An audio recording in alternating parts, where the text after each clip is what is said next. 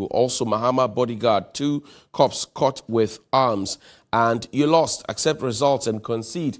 Kweku Bako, obviously, to John Mahama there. And 1 arrested over market fires. Kanishi has been gutted. 6 or so shops, we're told, have been affected on the 3rd floor. The Finder newspaper, increased funds allocated to MPs for development. That's John Kuma. He is the MP-elect for Ejisu on the ticket of the NPP. He's asking for it. Then somebody fires back. What happens to the MCs and the DCEs? What do? Election data is safe and will be preserved, according to the Electoral Commission, following some concerns raised by the NDC that they were deactivating some of the BVRs. Public institutions not using gift mix fully cautioned, and suspected arsonist arrested in connection with Kantamanto market fire. Safety or security at markets beefed up ahead of the Christmas season. And government to deploy safe, effective COVID-19 vaccines. Nanado, ECG must crack down on illegal connections at marketplaces, according to the fire service. The Ghanaian Times, COVID-19 update. Government will procure vaccine for all, according to President Akufo-Addo. And fire ravages Kanisha Market. 9 shops now, we are learning, have been banned. 2020 election data is safe. EC assures public and market fires. Police nab suspected arsonist. Launch manhunt for others. The Daily Graphic, which is our oldest newspaper in the Republic, says COVID-19 vaccine in the offing. Safety, efficacy, key concern. President assures the nation yesterday in an address. We're expecting the president in town today, per an official release earlier. Rejected ballots balloon almost double 2016 figure. That's some 2.33 recurring there for this year. The previous year had some 1.6 or so. Road traffic amendment bill passed. Protests unborn, protect unborn children. And also, the Daily Analyst, COVID-19 fight, beaches, pubs still closed. I insist somebody's not briefing the president well. Use legal means to contest election results. National Peace Council has urged the NDC. Also, in the 2020 presidential elections, Akufo-Addo won 144 constituencies. The back and forth is still on them. While Mahama grabbed 131 and Kanishi Market fire, affected traders will be compensated. The guys at the pedestrian market are circle on my mind at this point. Republic Press. Mahama is damaging his international reputation, according to the Institute of Democratic Development, IDEC, Dr. Emmanuel Kwete. Good morning to you, sir. Chief commends Amewu over victory, and Dr. Yakubu Moro, the case for Futu MP Alexander Afenyamake, who consistently over the past 3 terms has closed the gap and made it a safe seat for the NPP. NDC thugs ran riot in Kumasi over Mahama's defeat. Fire guards Kanish Market and Tafla Chiefs claim Rawlinson's body. We'll introduce to you a very interesting panel this morning. But first, let's say a quick fat thank you to Sonar Fashions in Tamale for my outfit. If you're adoring it, you make a quick call right now. Get exquisite service all the way from Tamale. 024-659-0162. Again, 024-659-0162. And a happy birthday, belated though, to FL Kofi of Sarkus Multimedia. FL Kofi of Sarkus Multimedia. Happy birthday, belated though, to you. And also to King Kwesiche Dakwa. Belated happy birthday to you, sir. It was your birthday last Saturday. And you both live long, stay strong, and excel in great glory and in good health.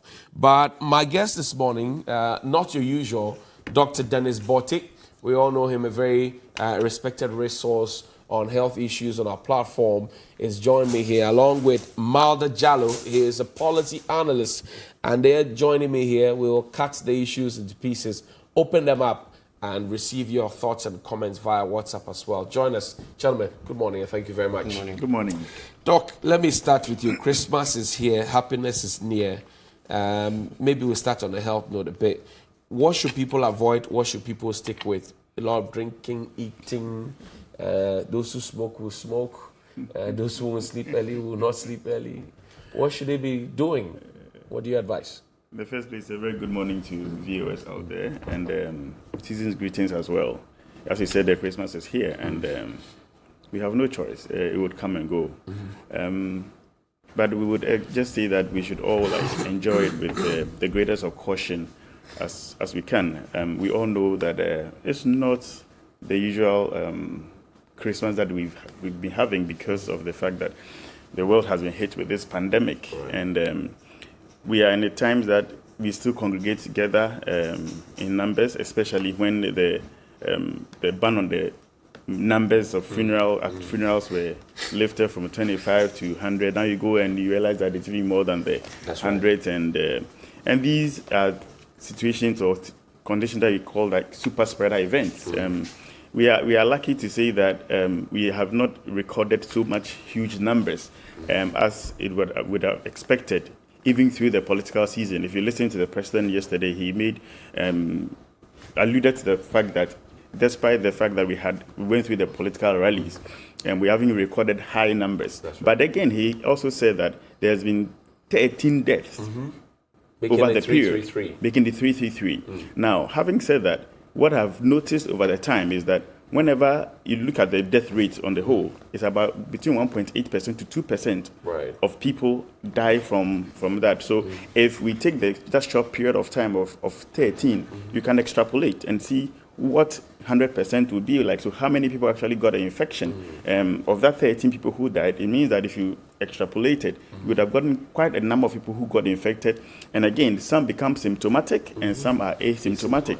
So there will be quite a good number of people out there. They are not showing symptoms, but well, they are going for the super spreader events, funerals, gatherings, parties, and these things are going to come again this Christmas. And we should all be careful in order that we don't get this infection.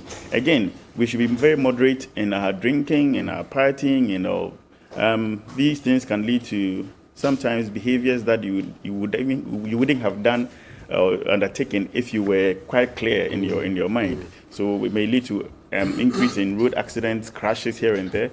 So these are things that we should look at. Let's think of protecting ourselves and protecting our family, and in protecting the whole country as well.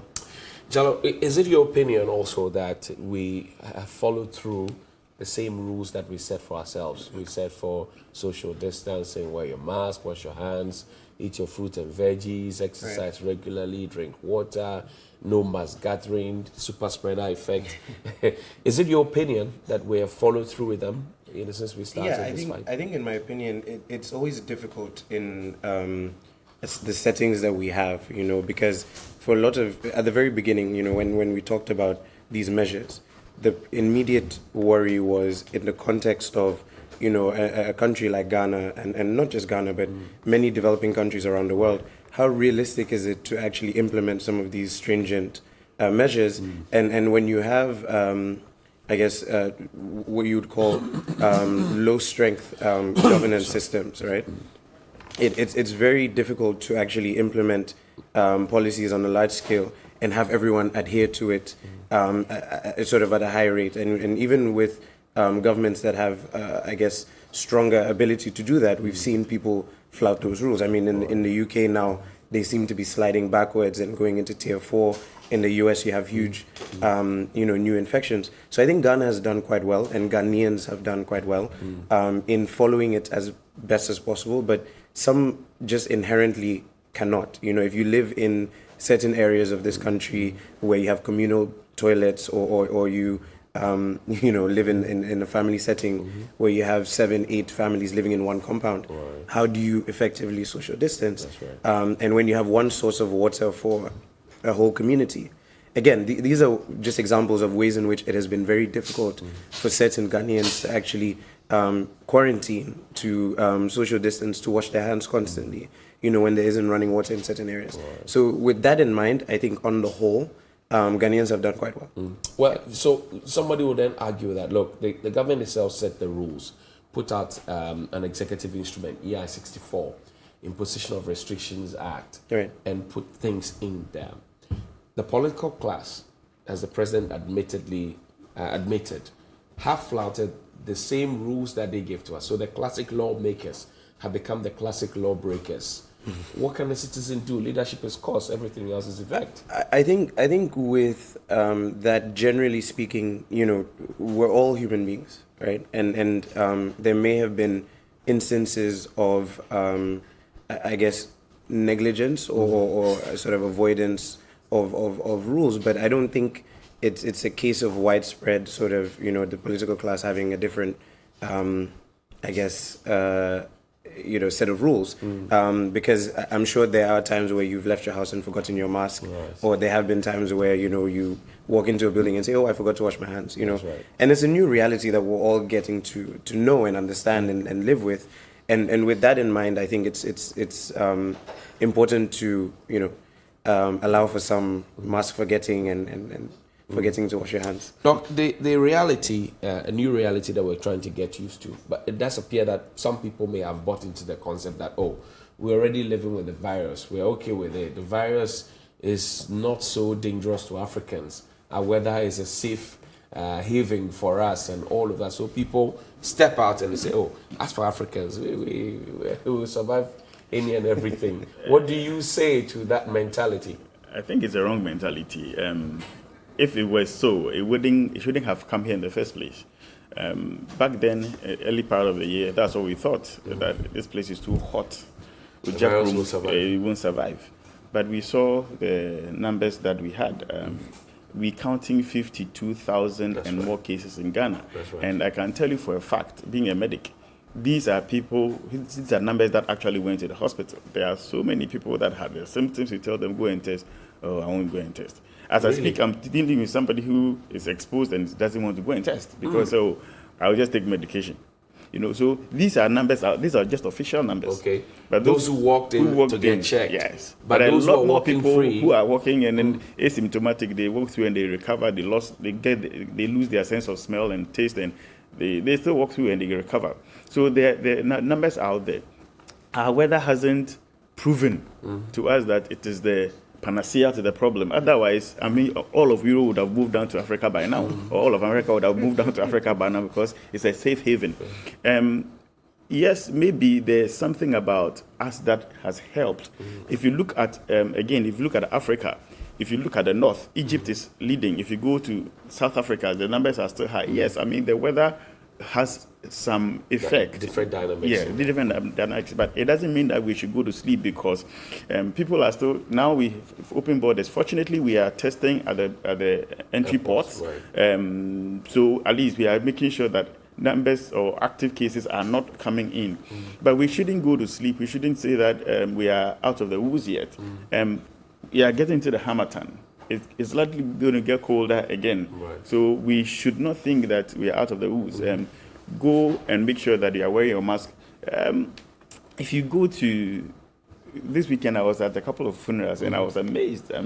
How you people get have there let down and then their you guards. feel like you are the odd one out. You know, you have your and everybody else. 90% of people are not wearing. But you stand back and we're like, what is going on? So I called someone that's like, it looks like the thing is like it's only in Accra. But if you go out of Accra, people are really not taking that caution anymore. We should be careful. We shouldn't think that, oh, well, we did the politics with it. We went through. And as you said, the Is it because politicians... we're getting fake hope somewhere that, and for me, I can share in that sentiment, traveling around the country as well. This weekend I was out and it's business as usual. Nothing's happening. People are hugging, people are And unfortunately, touching, holding hands, you cannot eating in groups. Exactly. I went for one funeral, I stood there at the back, and the chairs were next to each other. There's especially low space. I was like, wow. You go to other places, there's that separation. But after that, you see the huggings, and it's like something we cannot do without.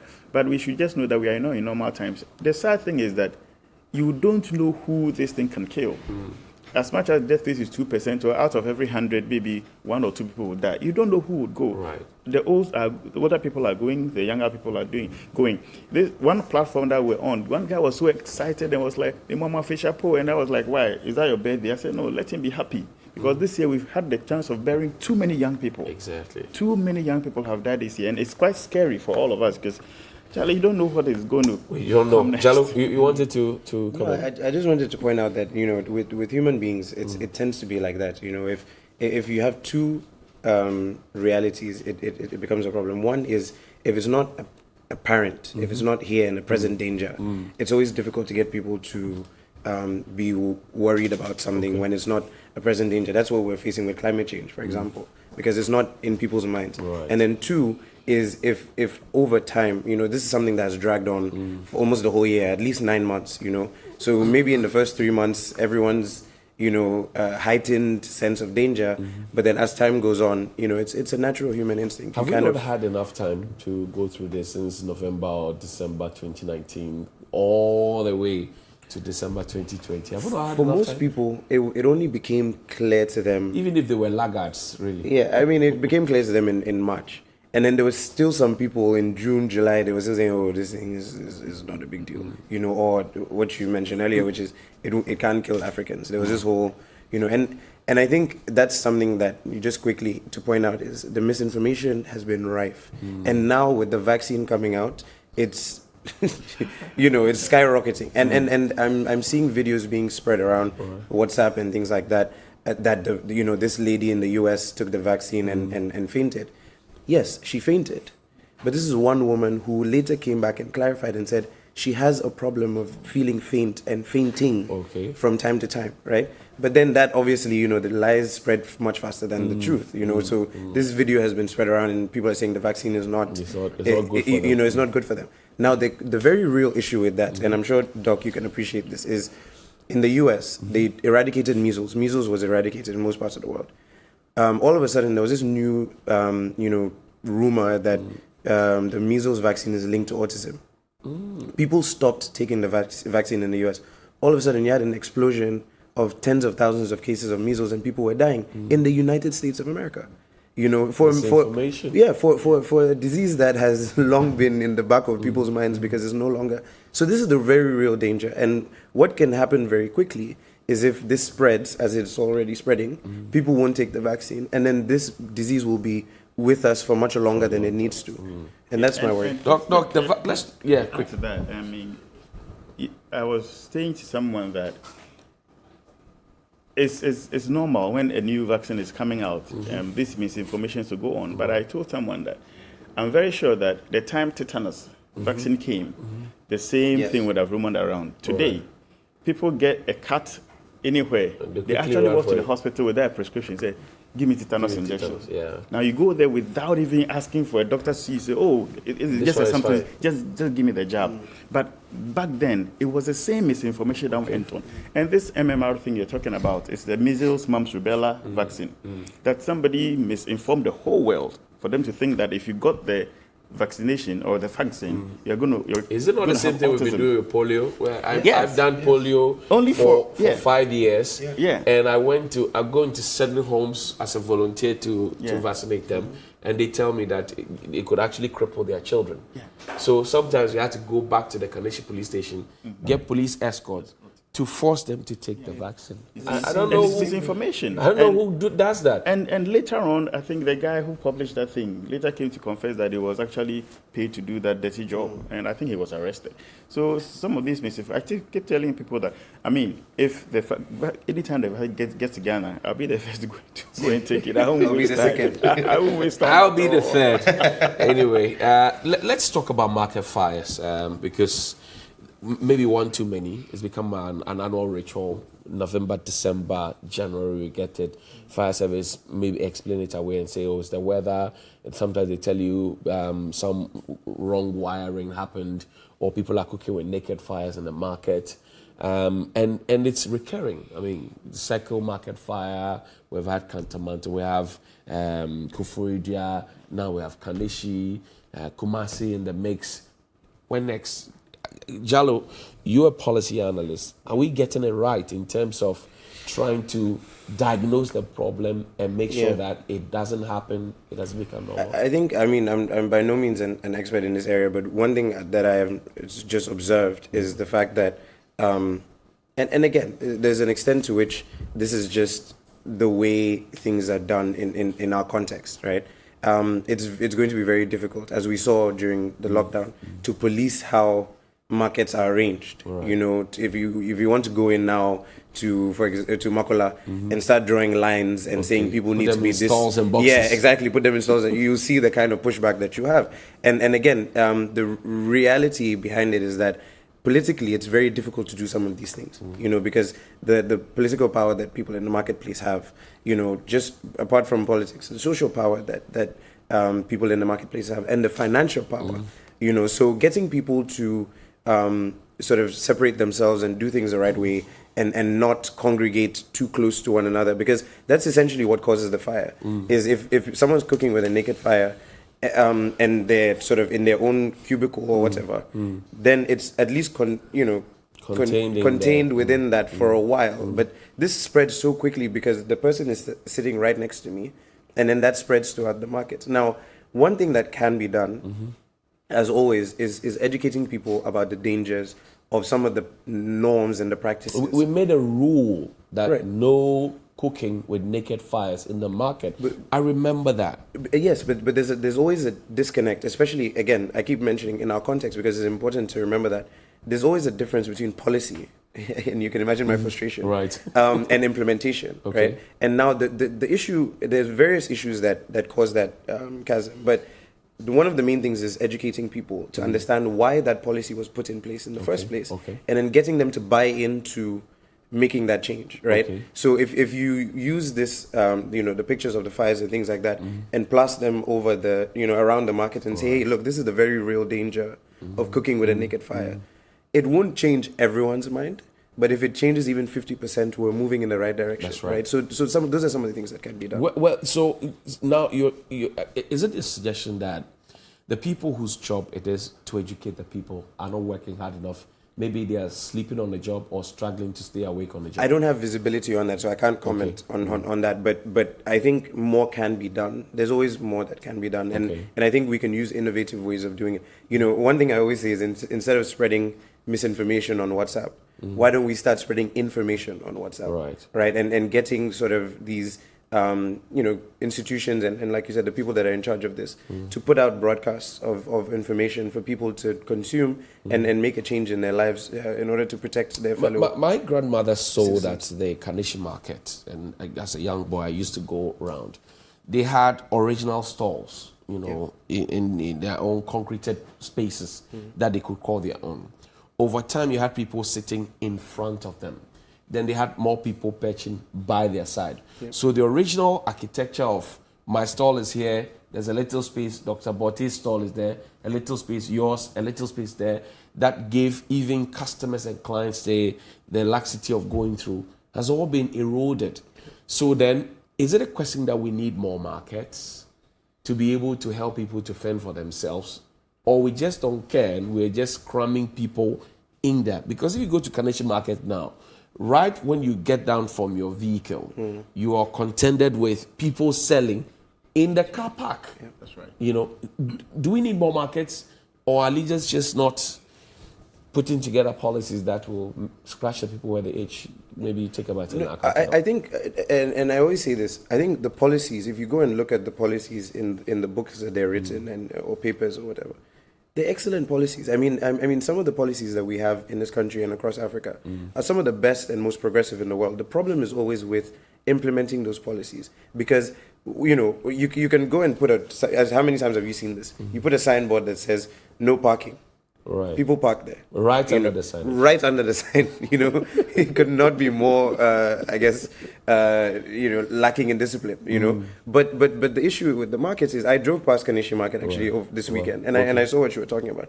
And just to give you an example that's right there, the barbed wire and fence that they had to put to stop people from. Right. It's the same issue. It's an issue of discipline, right? When you put up a barrier, and then you have to put barbed wire and on top to stop people from crossing, and this is a danger to their own lives, because if you cross, you can get hit by a car.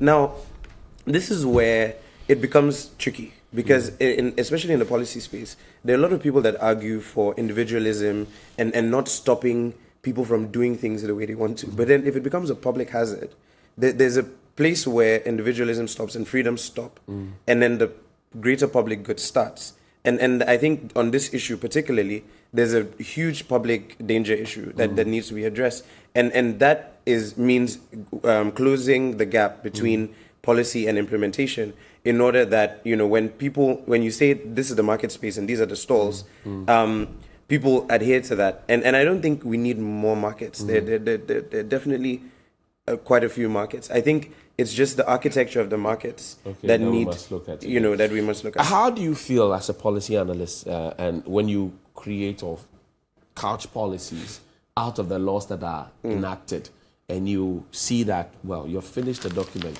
presented it to the implementing agency, and they do next to nothing about it, just leave it. How do you feel? I think the agency, and again, I might have a slight bias because I work a lot with public sector, officials and things like that.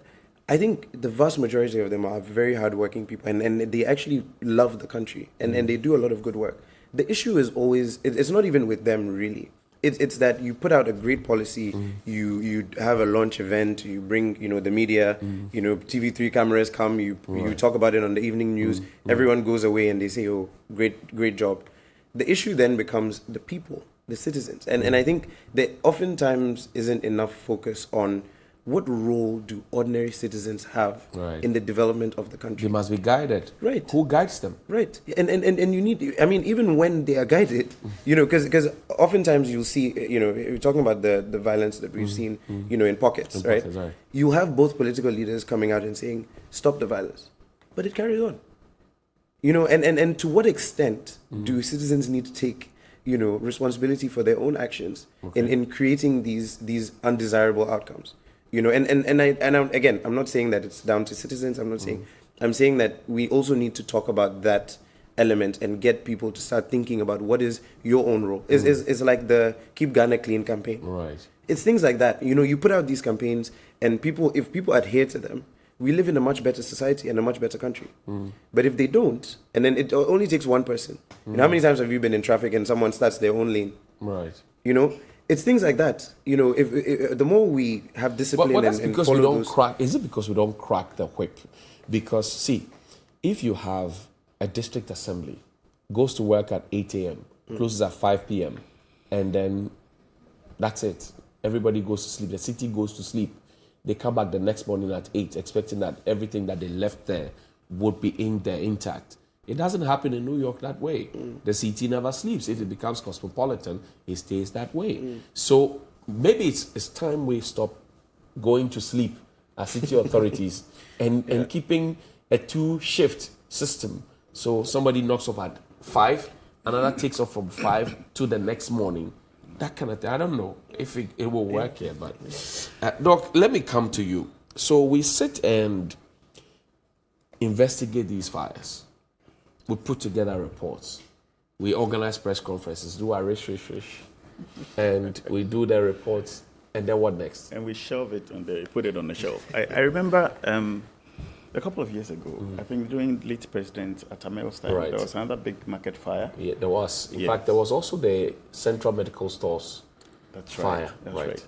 And I think in that particular incident, expatriates people bring from from the United States, US, Israelis as well. Yeah, to come and investigate. And we were like, wow, we can't even investigate the cause of our own fire until people come from outside. Well, so I mean, like you said, a report was brought out. Who has seen the report?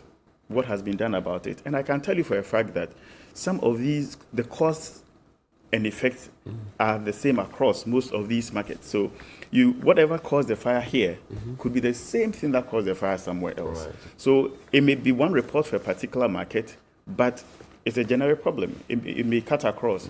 Now, if we are to implement it, and that's what he said, the policies, the reports are there, implementation is the problem.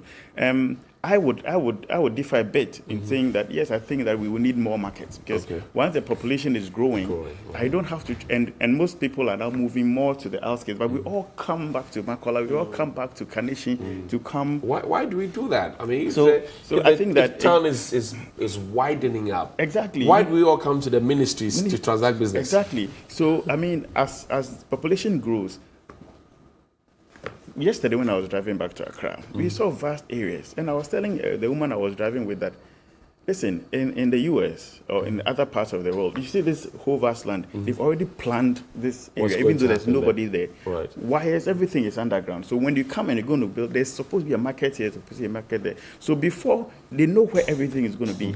But here, we don't take the growth of the population into consideration. Everybody moves anywhere. And so people have to come from far and wide, all coming to either Makola, Kanishi, or these Agbogboshi, for marketing. And that is what gets people more congested there. And again, you made the point very, very, very right that I remember back then when we used to go to do this international work, you go work at Tesco, they work during the day and they close the shop maybe at 8 p.m. The shop is not closed.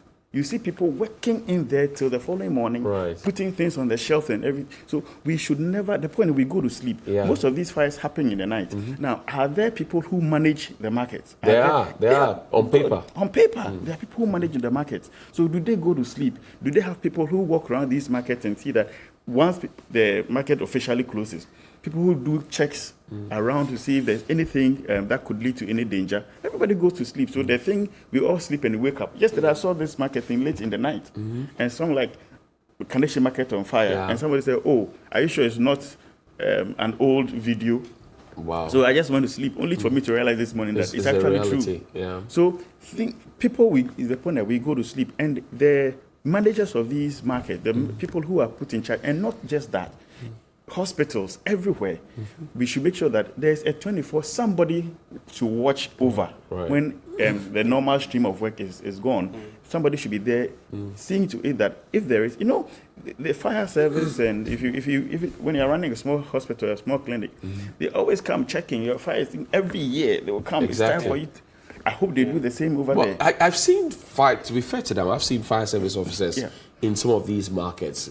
But then, you see, it's one thing saying, put extinguishers there, do this, do that, and then the next morning, somebody is cooking small soup, because my investigation, because I do Community Connect, is proving that some of the market women actually come to cook their weekly food in the market because they are always there in the market. Yeah. So when they come, today is Monday, for example, they bring their small coal pot, they buy their ingredients because it's easy for them to get. They cook there and they take it home. Now, whose job is it to ensure that you don't cook there? Can you go and cook at Accra Mall? No. So why do we cook at Kanishi and Malamata and Circle? That difference is one that actually I love that you brought that up, because is the difference between the informal sector and the formal sector, right? And the problem is that there's a huge difference between the practices of the informal sector and the formal sector, and we have almost a parallel economies in this country that make it difficult to police some of these things. In Accra Mall, it's very easy. I mean, I remember one time I tried to film something, for example, and I had to go to speak to the manager who then told me to write a letter, and then if I want to do most things in Makula Market, I can do it. Without anyone. So some areas are just inherently more easy to police than others, but then that doesn't mean that we should give up. I think there are various ways in which we can incentivize people to make it their job to ensure that these fires don't happen. And then when they do, then the accountability has to kick in. Will it be too much to ask for CCTV cameras in our markets? No, I don't think that's too much to ask. Because in areas, in marketplaces like that, in public areas, because the market is one of the most public areas you can have, I don't see why there would be objection to having CCTV, because usually it's a privacy issue, right? But there, I don't see why there would be an issue. So definitely yes. Going beyond that, I think, as you mentioned, the fire extinguishers are a big deal. Teaching people within the markets. So you can have people that are almost like prefects of sections of the markets. So you can have one market woman who has been seen to be responsible and has been in that area for a while. Give her that responsibility, give her a bit of extra money, whether it's 200 CDs, whatever it is, to make sure that area of the market is clean. They actually have groupings. So tomato sellers have their market queen, sub-queen. Egg sellers, market queen. Yam sellers. And then they all have, so they have a whole empire in the markets. I struggle to see how we're not using that, that structure to make it work. Because there's ammonia, there's sebenye, they all have it. If you go to all our markets, they have the it. wherewithal to employ people to, look at their back for them when they are not there. It's a little stipend, and you can get young people to be able to police or guard or watch over the place when they are gone, so that as much as you have quite a number of people there, if anything should go there's any light or any fire, somebody will quickly see. But if you leave the whole of Kaneshie Market for one person to monitor the whole night, it won't work. I know that Kaneshie Market, for example, and I know because I've frequented the place a lot, they set up a small committee to, previously, they didn't have gates, even though they had gates into the main stalls. There were other access areas that didn't have gates. So you could walk through Kaneshie Markets as late as 11 p.m., 12, 1 a.m. You could just walk through the market. But now they set up a committee to say they put gates, and then at 6 p.m. they ask everybody to leave, and then the committee goes round into the individual stalls to check.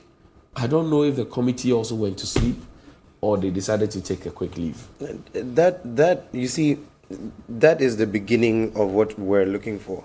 Is, you know, that fine policy, by the way. Yeah, no, I mean, those committees are great, and it's just building on that.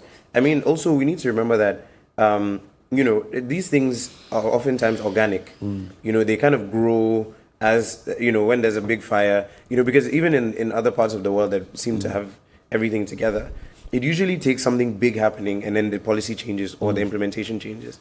So let's allow a bit for a bit of failure in order to teach, because sometimes failure is the best teacher.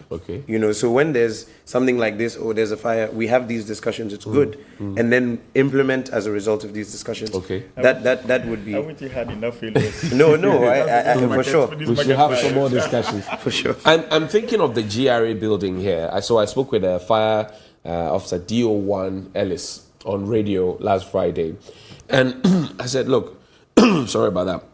We saw the office on fire. You told us you were investigating. Now we are seeing the office being renovated. And the public who were told that the place caught fire is being investigated have not been told what the finding of that investigation is and why the place is being renovated now. And he says that report belongs to the GRA, so we have given it to the GRA. Is that the way to go? Again, accountability. The questions you're asking is exactly the role of the media in all of this, is to ask the right questions, put the right pressure on the right people in order to ask and receive. And with the Freedom of Information Act, or Right to Information Act that's coming in, that should expedite and create exponential growth in this area, which is the media acting as a sort of, you know, a way of channeling these requests for information from the officials, and then relaying that to the public, because that's what a democracy should be about. You know, it's not voting every 4 years. It's not political parties and things like that. It's about the right for citizens to know what is happening in their country and being able to receive that information in a free and democratic way. That's what democracy really is. So what I applaud what you did, and I think more people should do that, and we should have a widespread, you know, group of people who are constantly asking these questions of our elected and non-elected officials. Okay.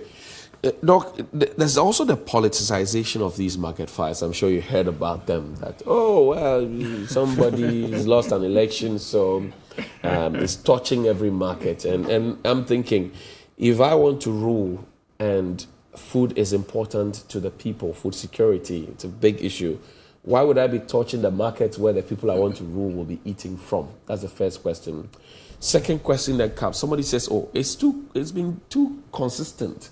I mean, and if you look at the modus operandi, even though we have not fully investigated, it does say that people threaten to burn markets and are burning markets, so we can connect it to politics.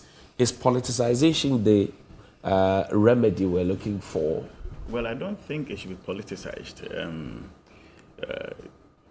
This morning, I don't know if what I heard was right, that somebody has been arrested. Yes. There's one in relation to the Cantonment fire. Well, this person suspected arson. Suspected. Yeah. Everybody votes for somebody, but if somebody commits a crime, it shouldn't be given a political color. It's a crime. It's a crime. A crime is a crime. It's understandable the way we are in this country that everything we politicize. This person is angry. They said, oh, when these people are angry, then they will burn fires. It will cause problems for the other person. But I think that we should get to the health of it see who is responsible, if people are actually, if it's not the market women setting up their own fires or cooking there and leaving their fires on, and there are people who are doing it. The people should be arrested and dealt with according to law, because be that whatever it is the taxpayers' money that again is going to use to rebuild all these things. GRA, I mean, it's taxpayers' money, even though it's GRA, but it's our money that was used in building it. So we have the right to have the information as to what caused the fire, and it shouldn't be shelved to within the domain only of GRA that they need to know, nobody else needs to know. I don't think we should give political color to these things. Back in the day, we had a lot of bushfires. You know, is it the Rawlings era? There was a lot of bushfires. And there was a lot of campaign around on bushfires, how to prevent them, and during the dry season, people smoking and throwing them anywhere, just like that in the bush. That thing, I think, has gone down a bit. We hardly hear of bushfires as it was back then. So in the same way, we can keep educating our people in the market as to how to keep the market safe. But if it was caused by an arsonist, it should be dealt with as such, not with a political color. Jallo, let's take a final bite on this. Should we be politicizing things at this point? What interest will it serve? I mean, this is the biggest softball question, ever. It's honestly, the answer is simply no, and I think it's very, very dangerous, I'm someone who has been privileged enough, to work in different countries, and a lot of African countries actually really envy Ghana. So let me take you outside looking in, Take us through. and a lot of African countries really envy Ghana, because what Ghanaians have managed to build in terms of democracy and the peace and prosperity in this country and the economic growth, is something that is envied across the continent. And playing around with that, because we've seen in other countries, it can deteriorate very quickly. That's right. You know what I mean? For it to deteriorate because of politics, it would be a real shame. If it deteriorated because, like COVID-19 hits and there's nothing we could have done about it, okay. But if it's our own squabbling, we'll work at it to destroy it. Then that's a real shame. And oftentimes, what I say to people is this: for a long time, African countries we've had issues and things like that, and people have looked. But finally, people are looking at us and thinking, wow, this is going to be the next frontier of growth, and we're seeing real progress.